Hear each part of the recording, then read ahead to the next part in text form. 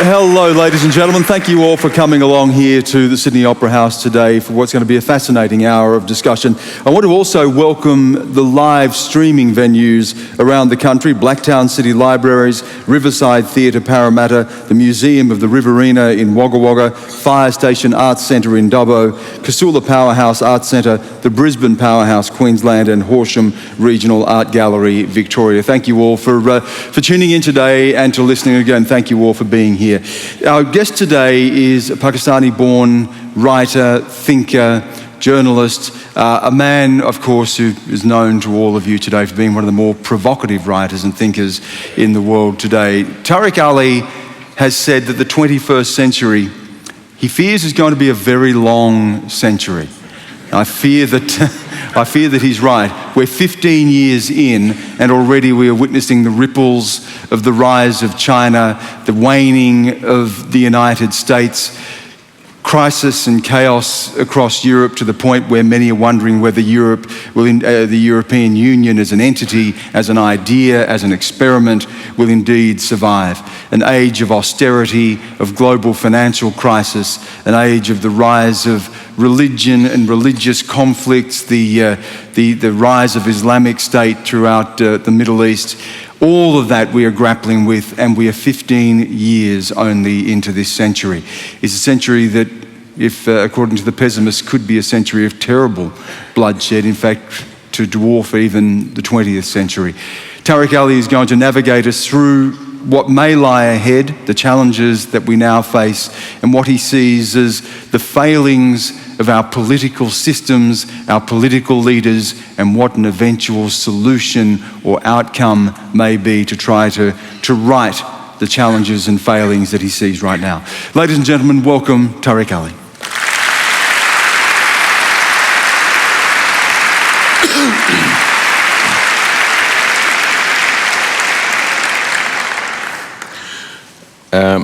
Thanks, Dan, and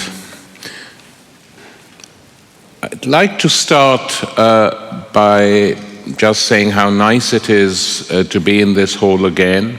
The festival has grown over the years. I remember I came here when it was first beginning, and it's now being streamed to other parts of the country, which is very welcome. What is the world we live in today?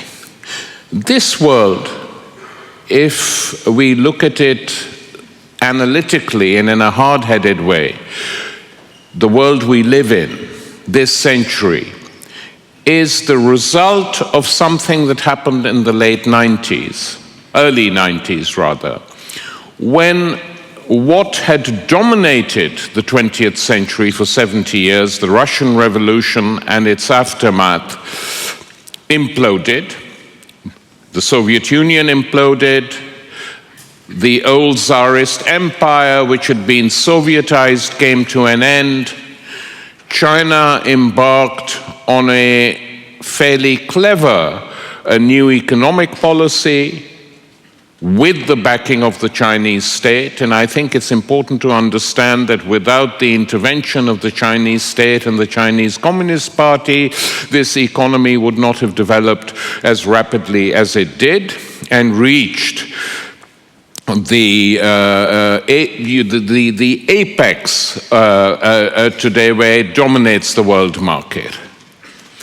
The big shift in the 21st century, in my opinion, has not been a decline of American power. The United States remains the most powerful country militarily. Ideologically, American soft power can be witnessed everywhere, including in this country. And American hard power is still on display and in action. And of course, the American empire suffers setbacks, but this is nothing new. Each and every empire that has existed in the history of humanity has suffered setbacks. So no empire has an easy time of it. But the difference between previous empires and the American empire is that this empire is alone. For the first time in the history of humankind, we have a single dominant empire. This doesn't mean it dominates everything, but it means that on a global scale, it is without a rival. It is without a rival militarily, it is without a rival ideologically. It has, of course, economic rivals increasingly in this part of the world: China, Japan, Singapore, the Korean Peninsula, all provide an economic challenge or economic competition. So while the American empire is still in control, we nonetheless have an undeniable fact that the center of the world market has shifted eastwards. That this center is now effectively China and its surrounds, and from there it dominates the world market. It's in that sense not unlike the British Empire in the 19th and early 20th centuries, but mainly the 19th century, that it was British goods and commodities that dominated the world, and now it is Chinese commodities that can be found anywhere and everywhere. After the collapse of the Soviet Union, there was, of course, a gathering, formal and many informal gatherings, to decide how the world would be reconfigurated. And what was decided by the rulers of the world, largely the United States, but also the Europeans to a certain extent, was that there was now no reason for subterfuge. What do I mean by this? I mean that as long as the communist world, whatever you may think of it, existed, it was impossible for the West to go on an ideological and capitalist offensive that was rampantly in favor of big profits, enrichment, the entry of capital into all the most hallowed domains of social and public provision. That was impossible. But once they saw the decline and the forthcoming end of the Soviet Union, that is the direction in which they began to proceed, first via Reagan and Thatcher, and then after the fall of the Berlin Wall, turbocharged capitalism, taking the world with new rules. And these new rules, as pointed out at the time, were that the state was to be denied the right to intervene or supposedly interfere with the economy, that privatizations were the order of the day, and these privatizations would not just extend into the traditional social infrastructures of the Western world, but also into the military, also into the police force, also into the prisons. And the purpose was twofold. One, to reduce the power and thus the responsibility of government, so that if horrible things happened in education or the health service or schools or prison camps, it could be blamed on privatized companies, but more importantly, to create a new economic structure based effectively on a radical redistribution of wealth from the poor and the less well-off and the middle classes to the very rich and the reasonably rich. And that is what has been happening. And this is what has created a political system which is not permitted too much dissent. It is this system that I call the extreme center. And this center is extreme for the following reasons. And this applies more or less in different gradations all over the advanced capitalist world, and even in smaller countries like Nigeria or Pakistan, etc. That you have two sets of politicians nominally belonging to two different political parties, sometimes three, who exercise power in such a way that when the people get fed up with the incumbent and remove them from power, the party that replaces them carries on in the same old way till it's removed from power. And so you have a musical chair of politics. And this extreme center, what does it do? It makes sure that no challenge to this form of neoliberal economics is permitted. When it is, those challenging it are crushed and removed from power pretty rapidly, till now using constitutional means, but attempts were made to use the army and carry out a coup d'etat in Venezuela when the late Hugo Chavez was still alive, which failed because the masses poured out onto the streets. In Greece, most recently, we have seen a government elected on changing very mildly, a mild set of social democratic reforms and an assertion of Greek sovereignty to do what was in the benefit of the Greek people, where malnourishment has increased by 35 to 40% since the austerity measures were put into place. A small, modest attempt to change, and the EU ruling elite comes and crushes it, saying, we will crush you if you try this out. And before anything can be tried, the Greek government, scared of even worse disasters, capitulates. I've been very critical of this capitulation.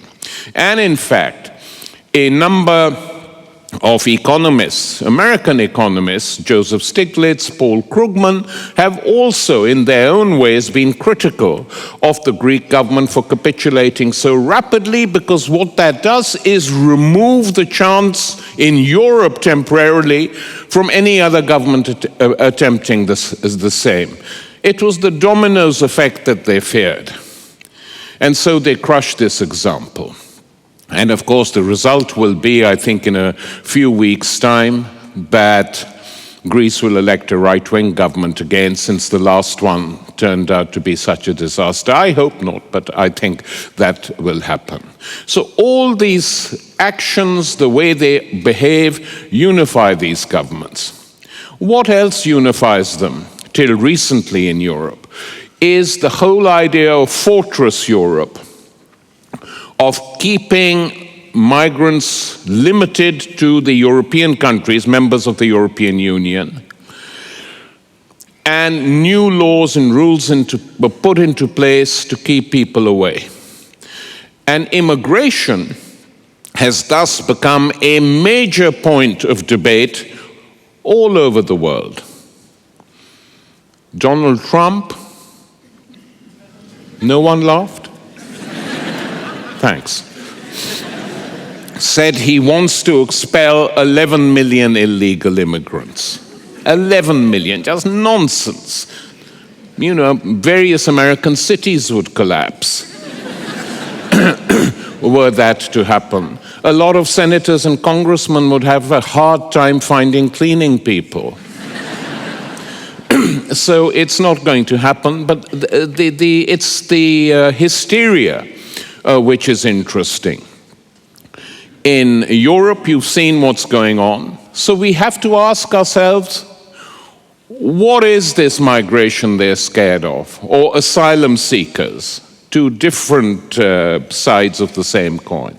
The asylum seekers, we know why it happens.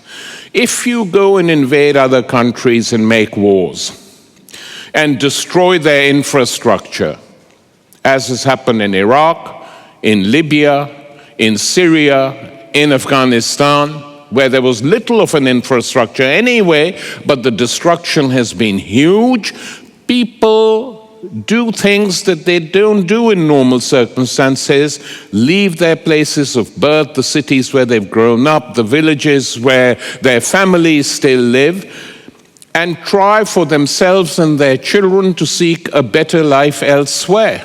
And why not come to those countries which have made these wars and are responsible for what has happened to these countries?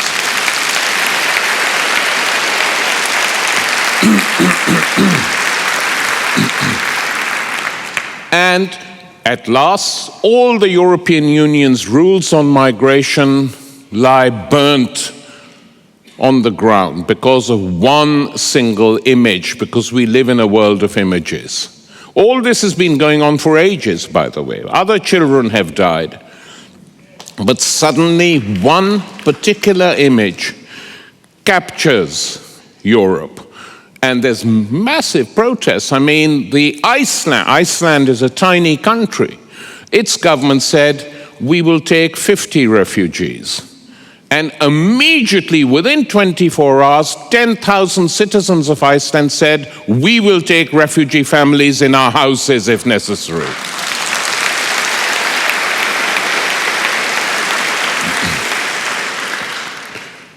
In Munich yesterday, after the appalling, ugly scenes in Hungary, where there is a very extreme right-wing government in power, when the refugees finally reached Munich, there were crowds to welcome them, carrying banners saying welcome.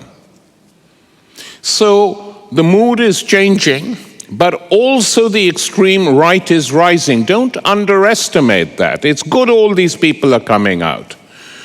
But at the same time, within mainstream politics, there is a drift, sharp drift to the right.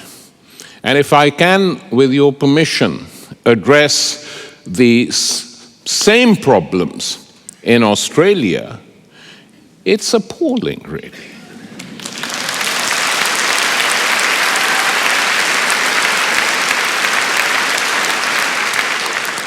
I mean, two academics from universities, different universities in this country, sent me a paper just 2 days ago on the black sites on the islands.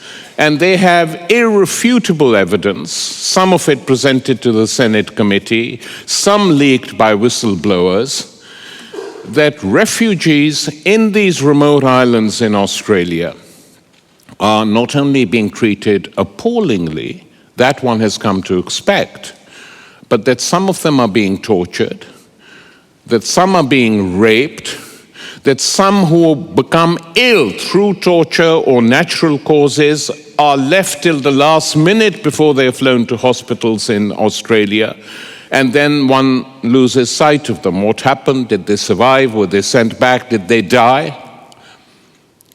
And this goes on in a situation where the extreme center is more or less united on this. And you know, to treat people fleeing appalling war situations that your government is partially responsible for creating by its eagerness to go and fight all of America's wars. And the result that when people seek asylum from the Afghan refugees during the Tampa business many years ago to what is happening on these remote islands today, they are treated like enemies.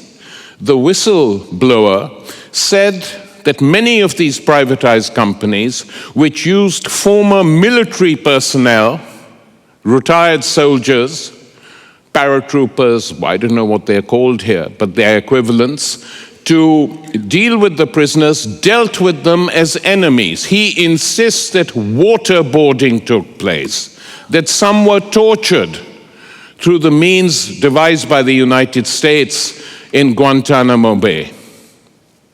Now, if this is going on in Australia, what are people doing about it? And you know, it's interesting that sometimes countries which themselves are largely based on migration shut their eyes and close their hearts to others who also wish to come. And when I read about this particular form of treatment, then it's difficult not to remember the treatment of the indigenous people who lived here for a long, long time.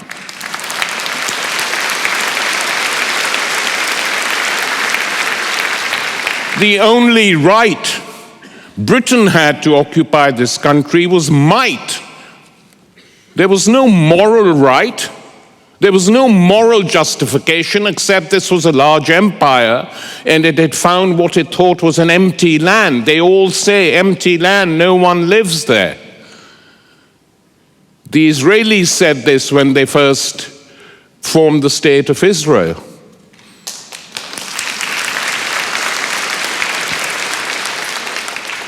A land without a people for a people without land. That was the phrase Golda Meir used in 1948. And the same mentality was created by imperialism, so that even the poorest white citizens in imperial countries thought they were superior to everyone else by virtue of the fact that they had a different skin color. And this goes really deep.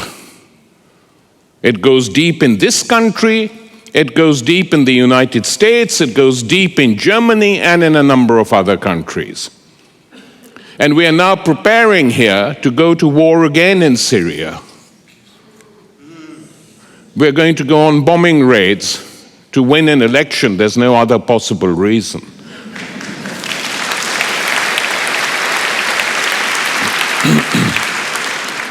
Now, and the reason is that a ugly, unacceptable jihadi group which rose in the vacuum created by the American war and occupation of Iraq, which Obama himself admitted, we are largely responsible for the creation of ISIS, he said.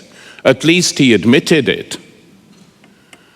And this group, which is a run-of-the-mill jihadi group, saying things deliberately which it knows shocks the West. But the moral question is this, if one is discussing, not what Prime Minister Abbott said a few days ago, that even the Nazis, the Third Reich, was better than ISIS. Now, quite honestly, I cannot think of any other politician, even Donald Trump, saying this in public.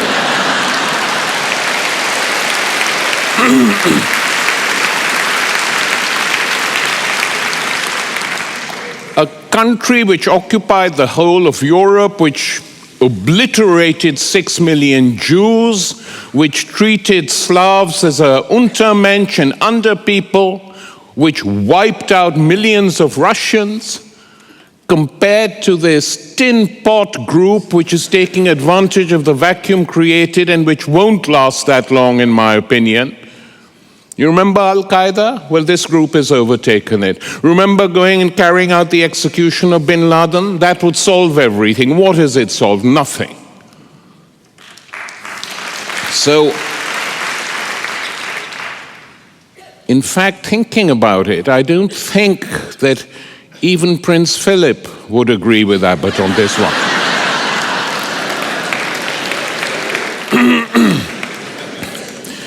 So what then is happening to democracy? It's being hollowed out. Because if you have a country without an opposition, where is that country going to end up?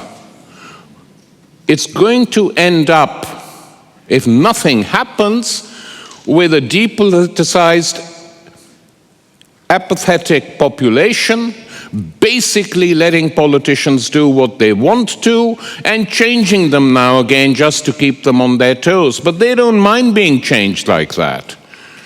Because in the 5 years or so they are in power, they've made a lot of money, they've done deals with corporations, they've rewarded their cronies, and then at least they're fair. They say now it's the other side's turn to do the same, and then we'll come back again. In terms of actually transforming anything, forget the thought. Forget the thought.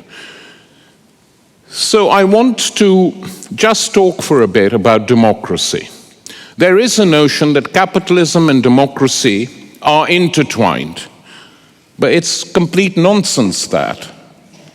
Democracy, or the origins of democracy, lie in ancient pre-capitalist, pre-feudal societies. The Greek city-states had the first inkling of what a democracy could be like, but even then, 2 chunks of the population were excluded. These were women, always excluded till the 20th century from voting anywhere. And the other were slaves. So slaves and women were excluded from Greek democracy, the city-states, even though it was better than nothing in what had existed before, and poor farmers were allowed to vote. And when Rome finally took over and became the big power, Mediterranean power in Europe, the Senate was effectively a Senate of rich men. And this Senate, governed till Caesars, dictators took over. And then we had a long, long gap. And in this gap, democratic ideas came up, and the idea of representation. But actually existing democracy took a lot more time before it came. Meanwhile, capitalism was thriving, of capitalism of every variety.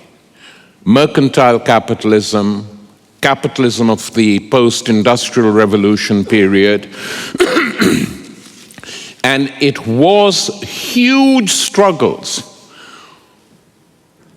by the underprivileged, by workers, which started off a campaign for democracy again. Of course, it could be argued, and some do argue, that in England, the first huge battle for democracy was waged in the English Civil War, where the decision of the king to make every single decision in the country was objected to by a parliament of gentlemen, more or less nominated by each other.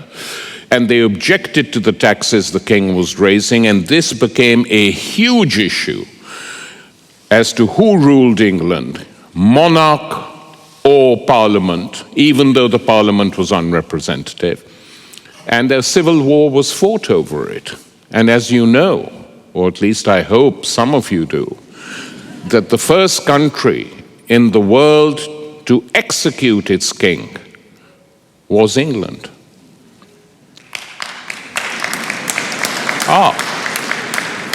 The second country which followed suit many years later was France. And here too, the debate was on democracy and removing absolutist monarchy from the face of the earth. And whereas in England the revolution was carried through by Puritans, many of them hardline Protestants, just to remember the role religion sometimes plays. And by the way, this spawned a whole group of networks where people made very radical demands.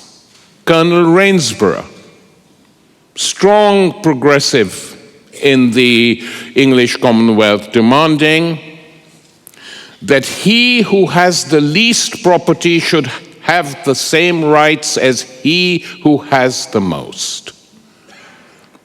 The Levellers, demanding that the gentry be deprived of its lands. So it spawned other debates which have carried on through the centuries. The French then were next to top their king.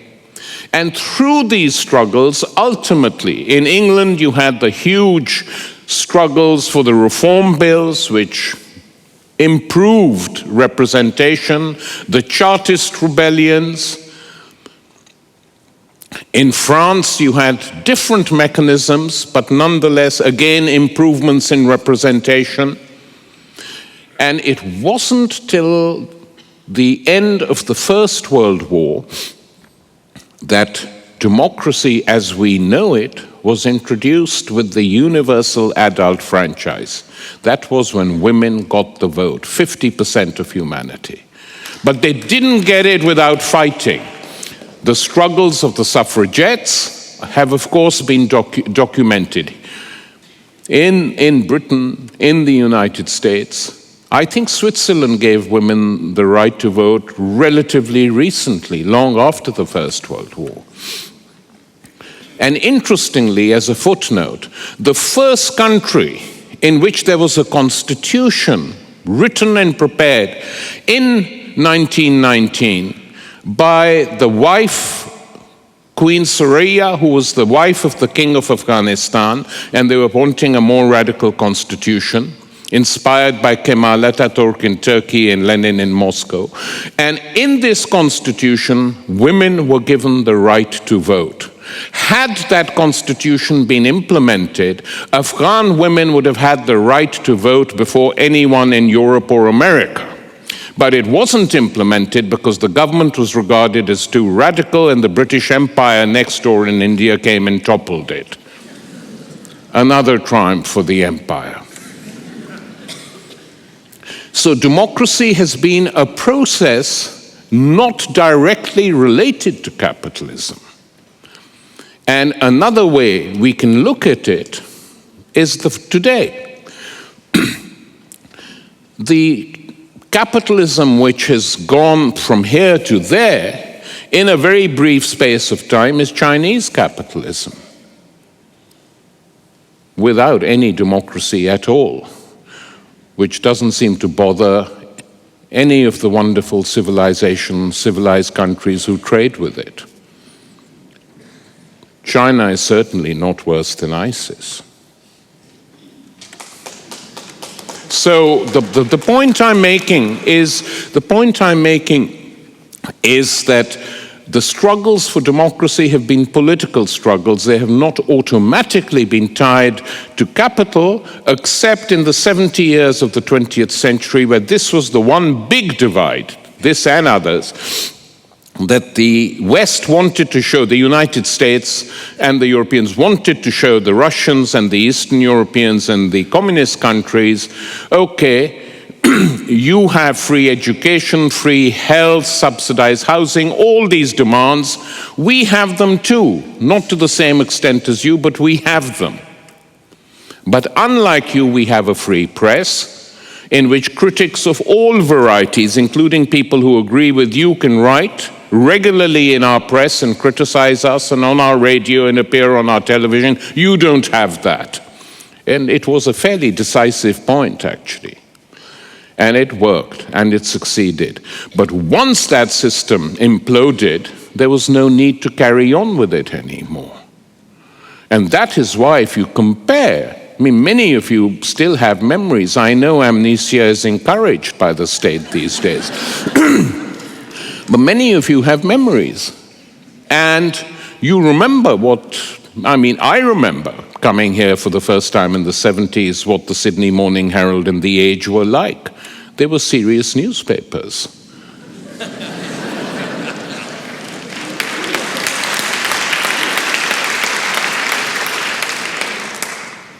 The Australian, of course, didn't exist at that time, so one can't chart its evolution.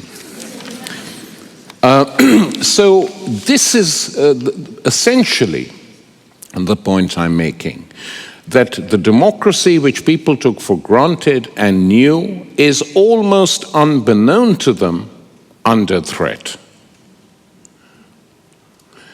And questions which should be raised and asked are not being raised. I got distracted by myself, but I was going to say, let's take this issue of ISIS. Appalling though this group is, what is the most appalling thing about it? If you look at its brochures, they are modeled on NATO's brochures. I'm not kidding. You know, they say this is how many people we can kill in a day. Of course, we don't have the Air Force, which NATO has, so we can't compete with them. This is what we do. They show photographs of them executing people. Horrible, awful. No question of any sympathy with it. But ask yourselves this. Is killing 20 people in public gaze with a sword or machine gunning them to death and filming it and putting it online, what is the worst thing about it? The public aspect, putting it online? Because if not, how come that's worse than a drone attack in Peshawar?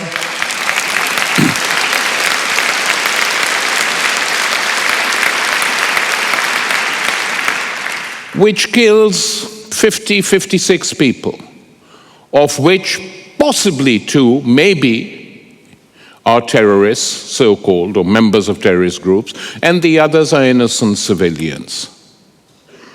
How come that in the West, this moral question is left undebated and we have absurdities spoken. What is the difference between death? Who carries it out? What is the difference between innocent deaths? That when the so-called civilized countries carry them out, it's fine, it may be unfortunate, but when those we disagree with carry them out, it's unacceptable. It is this way of thinking that I find really unacceptable. And it creates double standards, and these double standards actually create the anger and turbulence which leads young people in many parts of the world to go and join these terrorist groups.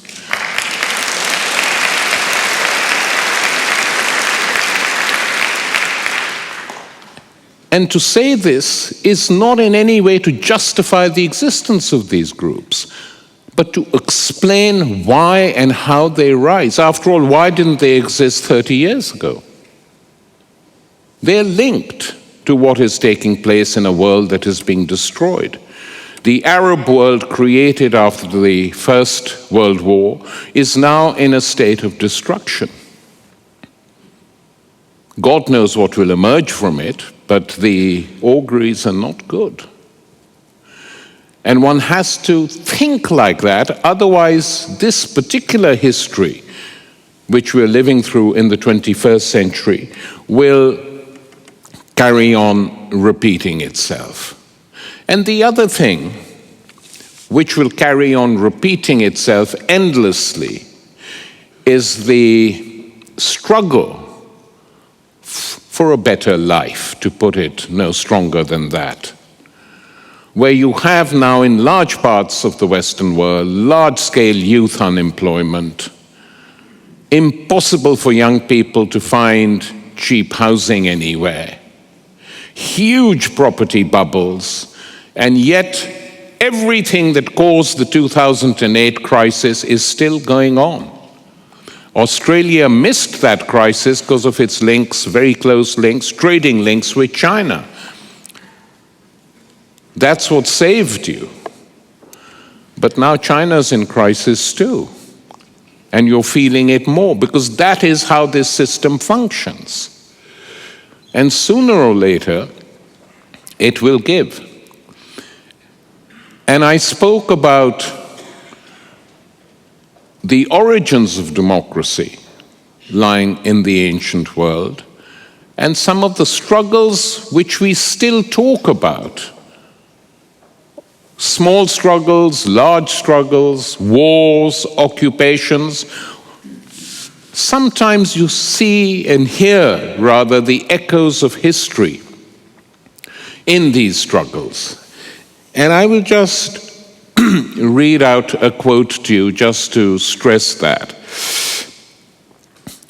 In Sparta, in the 3rd century before the Christian era, there was an explosion of anger because the poor people in Sparta thought that their rich ruling elite, that the class divide had become too great. Not totally different from a very different world in which we live in today. But in Sparta there were rebellions because people felt that they would no longer tolerate this divide, and the rulers fell. They were succeeded by 3 radical kings, because that was the only form of government they knew in Sparta. They were succeeded by 3 radical kings who abolished the dictatorship of magistrates that was crushing the country and imposing these new laws. Slaves were given their freedom. All citizens were allowed to vote. Land confiscated from the rich was distributed to the poor, something that the European Central Bank wouldn't permit today because there are laws against it, which is what they told the Greeks, not far from Sparta. And the early Roman Republic felt threatened by this example because they felt that if the Spartan model spread, who knows where it would end up, and they might lose their power too. Not such a totally different way of thinking from the rulers of the world today. And they sent in the legions. That's what they were called, not the Marines, but the legions, under Titus Quintius Flaminius, and said to him, "Crush Sparta. Don't let this example spread." And Nabis, the king of Sparta, replied to the Roman ambassadors thus, and I quote exactly from Livy, the historian of that period.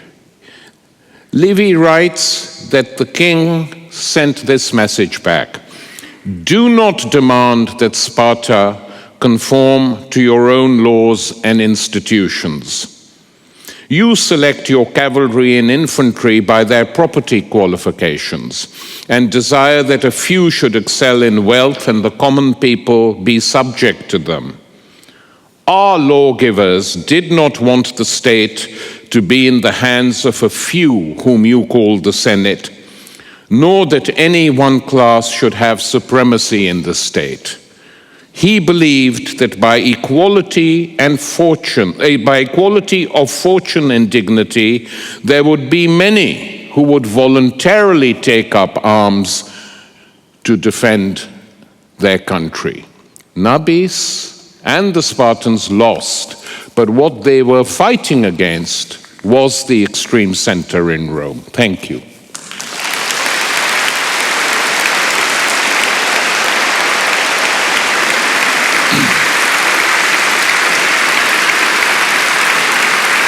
Thank you, Tariq. We have about 20 minutes for some questions. There are 4 microphones, 2 here at the front, marked 1 and 2, 3 and 4 at the back. If people would like to make their way there, then we can get through some questions. If you could restrict yourself to questions rather than comment, we can hear more from Tariq that way and get through as many as possible. While you're making your way there, I did want to bring something up with you, Tariq, to look to what may be a solution that people themselves can actually bring. You've written in your book about Australian politics that the country now specialises in battery farming provincial politicians of provincial caste with impressive regularity. In all these locations, citizens deserve better. But you've also warned about the risk of alienation from politics in the entire democratic process. We have seen in recent times a growing frustration in Australia that's resulted in quick turnover of government, a volatility in the electorate, the election of minority governments at a federal and state level. We've seen this internationally, the rejection of austerity in Greece and the election of Syriza, the Arab Spring protests that grew up to overthrow autocratic regimes. Do you have faith in the ability of people themselves to seize the initiative in a lasting way, or ultimately is even their efforts futile against the power of the extreme centre? Lasting is a strong word. I've sort of spoken of centuries of struggle in my talks. But I think certainly if people decide that it's necessary to change the structures of the system, or even how it functions politically or economically, they can do it. No amount of repression and torture can stop that, in my opinion. Because, it's different. I mean, they couldn't stop it in a few South American countries. It'd be impossible to stop it if it happened in Europe or Australia, or things like that. So I think a lot will depend on how they do it. And it'll be done in different ways. Look, the people said to me, so the Tories won the last election in Britain. I said, yeah, they did. But lots of people look at it like this. We won Scotland, we lost England. Because what won in Scotland was a social democratic party calling itself the Scottish National Party, which was well to the left of any of the Westminster extreme centre parties, and which produced a debate and discussion in Scotland involving young people that I have not seen in my 40, 50 years of active life. I mean, 16-year-olds, schools packed with kids arguing with each other. And for those of you who don't know this, the youngest member elected to the British Parliament is a Scottish lassie, Mary Black. Just go to YouTube and put in Mary Black's maiden speech in the House of Commons. It's a speech filled with confidence, and dignity, and it shook the country. I'm not kidding you. Lots of people who saw it said, well, why can't we have people like that in England? And so now you... now we have a fight going on inside the Labour Party, which has surprised everyone, me included, that Jeremy Corbyn, actually a friend of mine for 40 years and participated in virtually every struggle together, decides to stand as a token left candidate. But they've changed the rules, thinking that this will help them defeat the trades unions and bring in more Tories into the party. So they've said anyone who registers as a Labour supporter, pays £3, can vote in the elections. Well, not many Tories did, but literally hundreds, tens of thousands of young people who liked what they saw of Corbyn on television and radio and said, hey, we agree with this guy. He says that he's going to abolish tuition fees. We won't have to pay for universities. This was a new idea to them because they'd forgotten that that is how their parents were educated after the Second World War. And most of these Labour politicians climbed the ladder and then kicked the ladder away. And Corbyn is putting the ladder up again.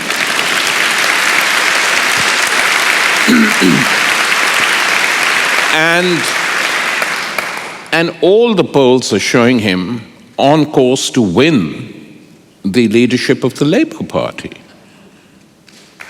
You know, so if this happens, I don't know how long it'll last, but it will have a big impact on British politics. It presents a real choice at that point that is lacking. We will take some questions now. Before the first, just over here. Thank you. Tariq, one of the things I was very interested in hearing you say, or at least inferring, was that our biggest threat is the Chinese state. And yet, having lived there recently in the last couple of years for a year, I was amazed at the rise of the middle class, the rise in the standard of living, and also in terms of the rise in income for everyone within that middle class group. So can you elaborate why you feel it poses such a severe threat to us? Well, very good question. The answer is, I don't know. I mean... Why should that pose a threat? The fact that a country locked into poverty for ages finally made a revolution which didn't solve all its problems. But at least it created, that's one interesting comparison between China and India, that the Chinese Revolution enabled lots of kids from poor families in a much, much wider range to become scientists, mathematicians, teachers, etc., etc. And that tiny base, in many ways, is what helped trigger the turn to capitalism and the new economic policy which the Chinese have put in. Why should that threaten anyone? I mean, you know, they're not going to invade Australia, for God's sake. You have said, Tariq, that you don't believe that China actually represents a threat even to the United States. No. In fact, it won't even usurp US power, in your view. Exactly. China is not interested in building itself up like the Soviet Union did. As a big military power. That's a decision their leadership took very early on because they saw how Russia and the former Soviet Union imploded. By constantly engaging in an arms race with the United States till it couldn't afford it any longer. That played a big part. I remember the Economist headline when the Russians decided to compete with the Americans on the arms race. The joys of rearmament. Meaning now we've got them. And they had. And the Chinese are not going to go down that route. Effectively, they'll be a sort of crude but defensive power. They'll defend their own interests in their region. They're not going to take on the Americans. They couldn't anyway. The United States military budget is 8 times that of the next 6 countries put together, which include Russia, China, whatever else you want to put in. You know, American technology is expanded vastly. The big success story of the United States has been the internet. which has transformed the way everything functions. So China can't compete with that, and nor does it want to. So the fear is deliberately created to justify Australia being involved in these absurd military bases and building up its armed strength and saying it hasn't got money to do A, B, C, D, E, but it has a lot of money to build up its military structure. It's foolish, in my opinion. I think it's probably also worth remembering the last time China fought a war was 30 years ago against Vietnam, and it lost. Yeah. So it's not exactly battle-hardened. Question number 3, up the microphone number 3. Yeah. Hi. Thank you for being here. Where are you? Over here. There you go. Okay. Up there in the right hand. Okay. Yes. I wanted to ask, with the recent developments that happened in Guatemala just a couple of days ago, where the people were effectively able to demonstrate their discontent with the level of corruption that had taken place there. They're able to basically make the president step down, and is now in jail. I just was wondering what your thoughts were on that. In fact, you do write a lot about Latin America in the book as being one of the real beacons of hope for change. Well, I was very pleased, naturally, that this could happen. And, you know, the thing is that people can learn from these lessons. It's very interesting, but the changes in Venezuela, Bolivia, Ecuador, though not changes on the Cuban model, are nonetheless important changes in that they've educated people both in democracy. I mean, the Venezuelan constitution, even though it's attacked non-stop, is the most democratic in the world, where the population has the right. If you get a particular number of signatures, you have the right to challenge an existing president and trigger an election. And they did. The opposition did and lost. But no one else has that in its constitution.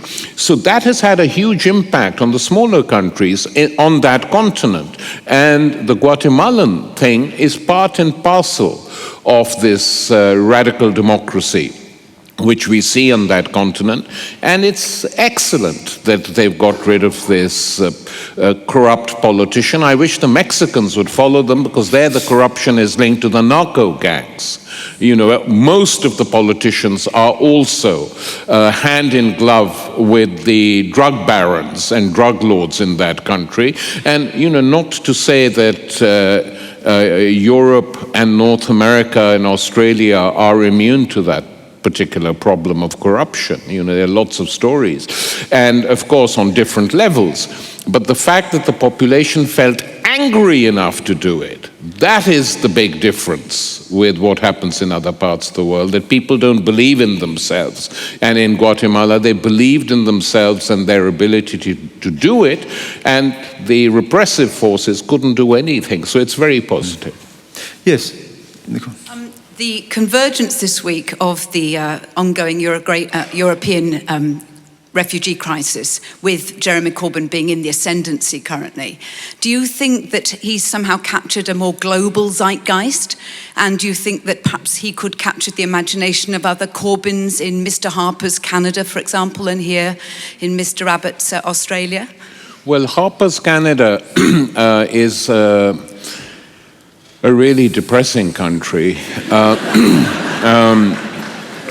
And even the NDP, which is their equivalent of a social democratic party, has been caught up in all this and caving in too much. It depends on, you know, whether people can transform the NDP or not. I rather doubt it myself, though in some areas it's better than others. But let's hope it has impact. I mean, Jeremy Corbyn in the British press has been called the Pied Piper of Islington. That's where he lives. And the question is, do we have a Wizard of Oz? I don't see such a politician in any party. That's the tragedy. You know, the Greens mean well, but in terms of producing a politician who can speak to the country as a whole, this is one of the problems of the extreme center, that it's wiped out that layer of politicians who, whether you agree or disagree with them, had something to say. These are sort of confections. Microphone number 4. Hey, first of all, thanks for being here. I was wondering about your comments on Jeremy Corbyn, and it really struck that in Australia, we don't really have much of an opposition. Both sides are pretty similar. In terms of global power, what do you think the prospects are for candidates like Bernie Sanders possibly exerting some influence over the American political system? Well, I think Bernie Sanders' campaign obviously has been very striking and can be compared to the Corbyn phenomenon, except there's the way the Democratic Party functions, unless I've read the leaves totally wrong. I don't think that Bernie will be the US presidential candidate nominee for the Democrats, though a number of opinion polls are showing that if the Republican candidate was Trump, Bernie would win, but that's not saying much, you know. I fear that Hillary will be the Democratic Party candidate. And I say fear deliberately because she's deeply reactionary on a whole number of issues. And we've just been through one identity politics president in the United States whose record is problematic, to put it politely. And lots of people got worked up. It'll be the first time we have a black man in the White House, etc., etc. And I was critical. I understood that, but I was critical of that view because when you're elected president of the world's only imperial state, your color or your gender or whatever doesn't really matter. You have to run the country and you have to run the empire. And that is to be borne in mind. Often, over the last 20, 25 years, identity politics have become a substitute for everything. And I don't think that it's fine if you're an individual, and for individuals and for movements fighting for rights, marriage equality, I'm all for that. But ultimately, it doesn't answer all the key political questions. And people have to understand and realize that. And in Asia, we've had a number of women leaders, and not just in Asia. Golda Meir, Prime Minister of Israel, very hard line. Mrs. Gandhi in India imposed an emergency, fought wars. Bangladesh has just had 2 women as its leaders for the last 30 years. Pakistan had Benazir Bhutto. So if one's just judging countries and continents on the basis of identity, then we're way ahead. But if you look at what they actually did, then of course the result is completely different. So I would just warn against that way of determining everything through identity. It doesn't work, it never has, it never will. As you point out, as Tariq points out in the book as well, Margaret Thatcher, of course, was a woman and helped author what he calls the extreme centre. Time has beaten us, sadly. There is another session which is due to start in here fairly soon. Tariq is going to be signing some books. You will have an opportunity to be able to chat to him some more and be able to spend some more time with him. Thank you all for coming along. Please thank Tariq Ali.